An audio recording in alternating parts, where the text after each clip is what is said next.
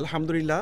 প্রথমত হচ্ছে আমাদের সবার মধ্যে একটা শঙ্কা ছিল আমাদের বাংলাদেশীদের যে না জানি এবার ইজতেমাটা কী অবস্থায় চলে, এখানে কোনো আইন শৃঙ্খলার কোনো অবনতি ঘটে কিনা। কিন্তু আলহামদুলিল্লাহ এত শান্তিপূর্ণ ইজতেমা হচ্ছে, যেটার জন্য আমরা খুবই খুশি এবং আল্লাহ সুবহানাহু ওয়া তাআলার কাছে আমরা শুকরিয়া আদায় করছি। এবং আমি কিছুক্ষণ আগেও ফরেন টেন্টে ছিলাম, ইংলিশ টেন্টে ছিলাম।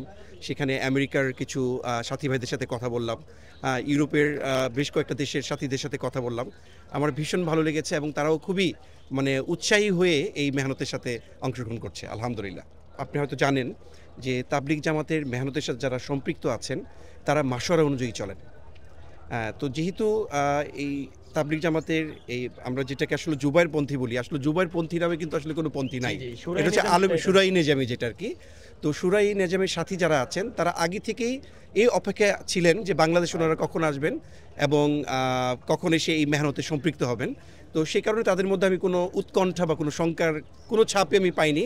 আমি নিজেও কয়েকজনকে জিজ্ঞাসা করেছি যে আপনাদের ফিলিংটা কী?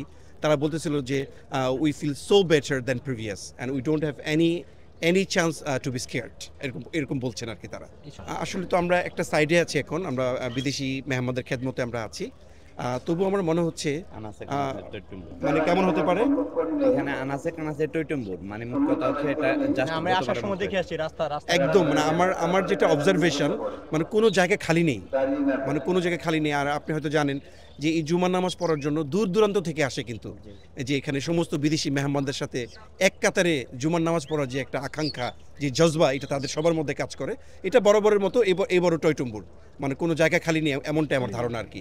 আমি যতটুকু অবজারভেশন দেখেছি আমার মনে হয়েছে একদম টয়টুম্বুর, যদিও আমি একটা পাশে এখন আছি, কিন্তু যতটুকু আমার নজরে এসেছে সেম আগের মতোই। এবং আরেকটা জিনিস খুবই ভালো লেগেছে, যেহেতু আমাদের এই শুরাই নেজামের যে সাথী ভাইরা আমাদের এই ইজতেমাকে দুটো পর্ব করা হয়েছে, এটার কারণে অজু এসেঞ্জার বিষয়টা এখন খুব একটু আরামদায়ক।